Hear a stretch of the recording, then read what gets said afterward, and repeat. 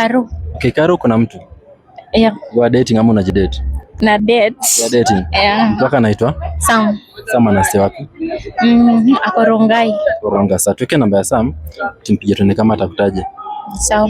Okay, what if Sam akuruke ama Sam akosikushika simu? Utatupa backup? Nitakubali tu vile situation iko. Okay, utatupa backup ama una backup? Sina backup. Sasa tuweke namba ya Sam. Yes. Mimi naye yangu itapanda. Hiyo ndio nitoshia. Kwanza wewe wameenda kwa KMTC hapo tao. Wala tunapanda sasa hivi. Labda tunajidate. Unajua sasa date tumekuja.